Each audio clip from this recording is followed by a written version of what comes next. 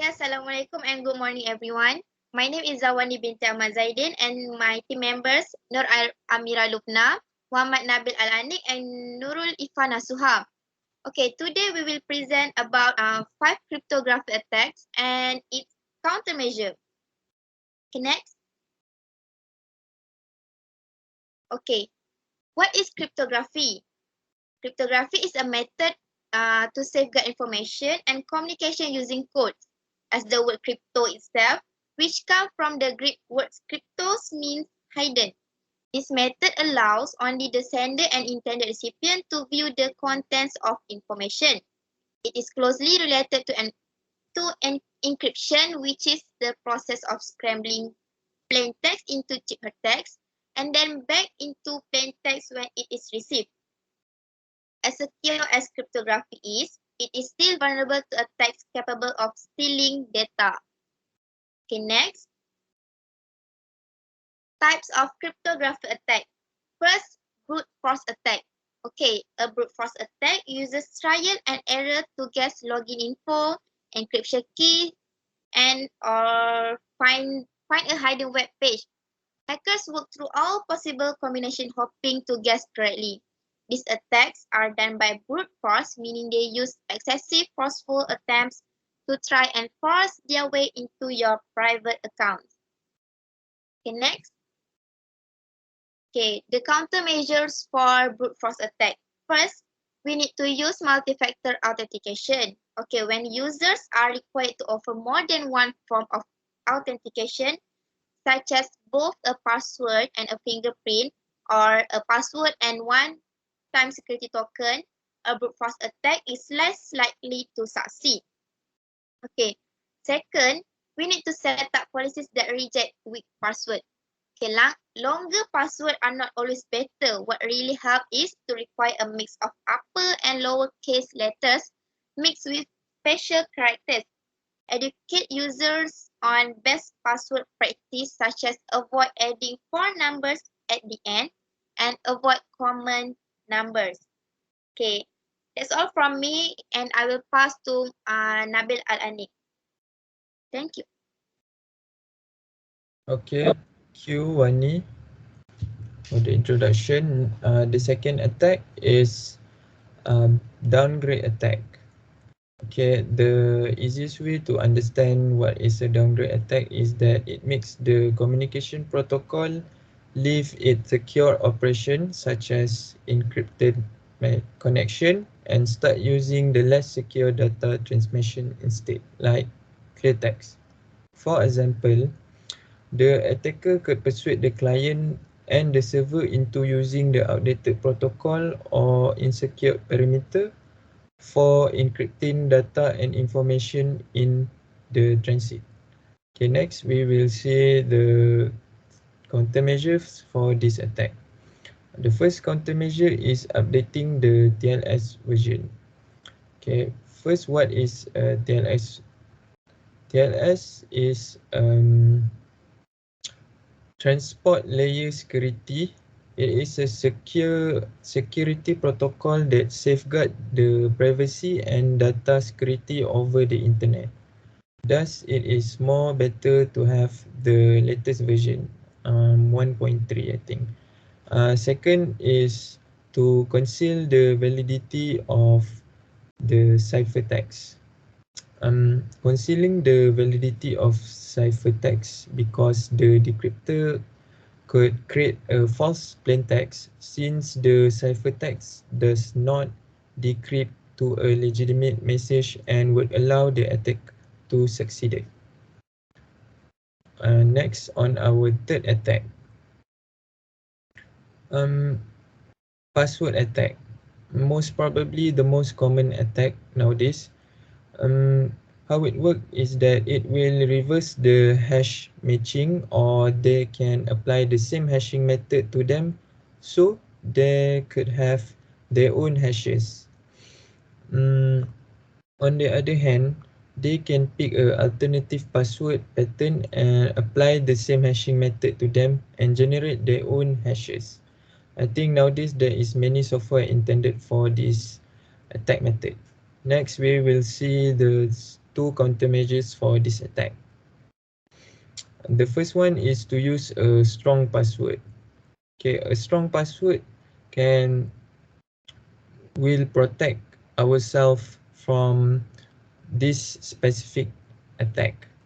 A strong password is included with 8 characters, uppercase and lowercase, or numbers and special characters.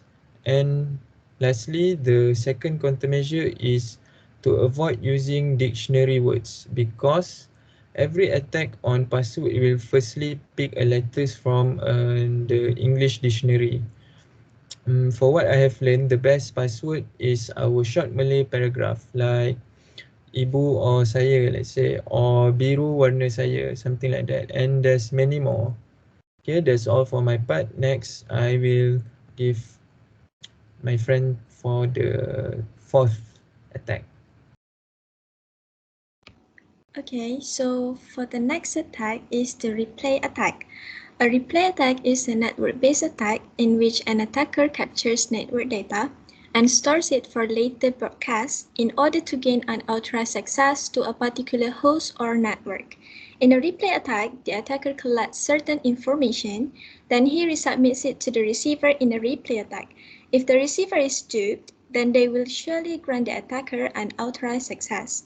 So here, let me give you an example of a real-life attack scenario where a corporate employee requests a financial transfer by sending an encrypted message to the company's financial administrator.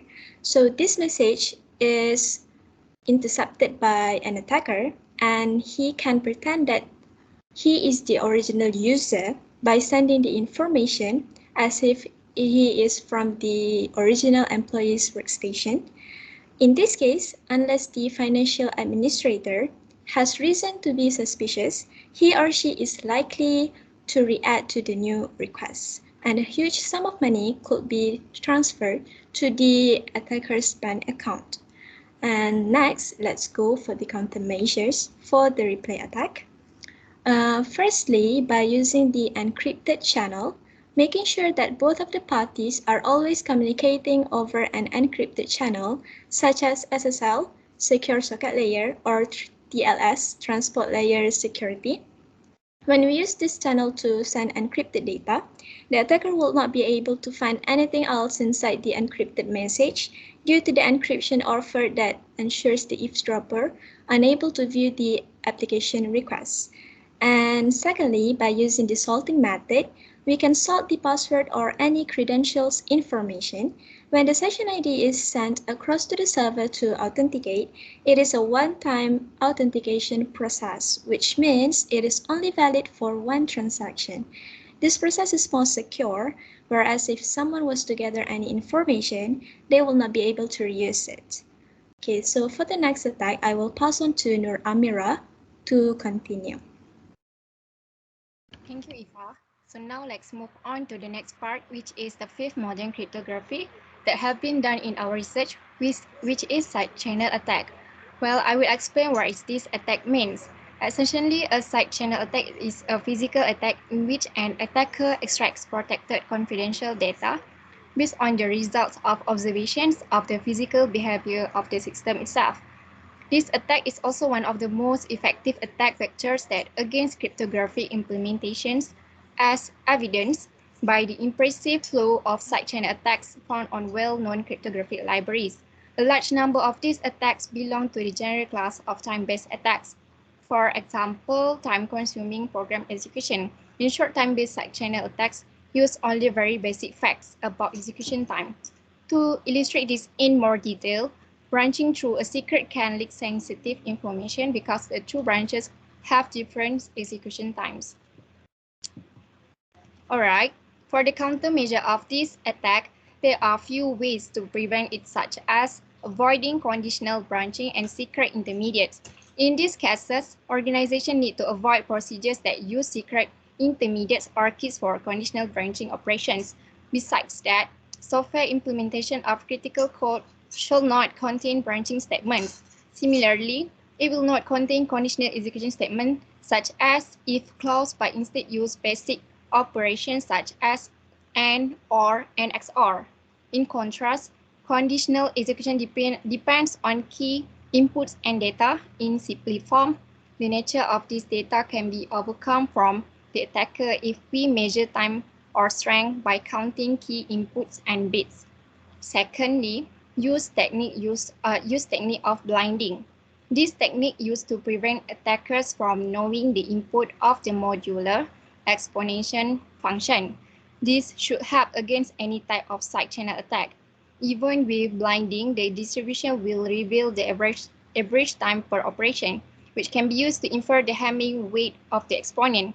If anonymity is important or if further masking is required, a random multiple can be added to the exponent before each modular exponentiation. Well, now we will be going back with Ifa on the next topic. Okay, thank you, Nur Amira. So now let's go to the comparison and recommendation. Based on our research, we have made a comparison between the strongest and the weakest attack. So here, the replay attack can be said to be the most detrimental between all of those attacks. And nowadays, there are so many individuals who use the online transaction platform, providing the attackers an access to easily gather information by empowering the use of cryptography in their attempts for attack. In comparison to a password attack, individuals have no control over the hashing scheme. So in contrast, the password attack is weaker than the replay attack. So one of the ways to prevent the password attack is the users can try to increase the security of their passwords by using a strong password. And now for the recommendation, one of the best solutions that are widely used to prevent a replay attack is to use timestamping. A secure protocol should be used for synchronization. This is to restrict hackers from resending communications that were sent more than a particular amount of time ago, limiting the chance of an attacker to intercept, divert off, and resend the message. The benefits of this system include the elimination of the requirement for site A to generate pseudorandom numbers and the elimination of the need for site B to ask A for a random number.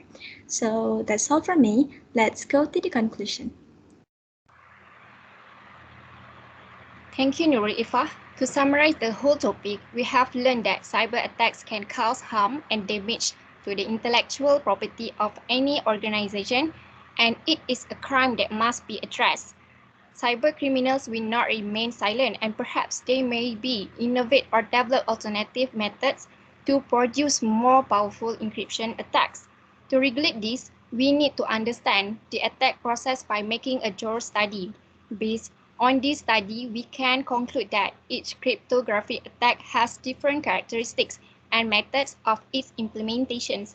We can say that these 5 major attacks will disrupt the implementation of the crypto system and deceive the network in reverse. Moreover, joint attacks on execution can disrupt crypto system execution. Each type of attack is different in terms of the purpose of the attack itself and the countermeasure of the attack. The attacks on crypto system described here are highly academic because most of them are experts in what they do. That's all from us. We hope you learned a thing or two from this presentation. Thank you.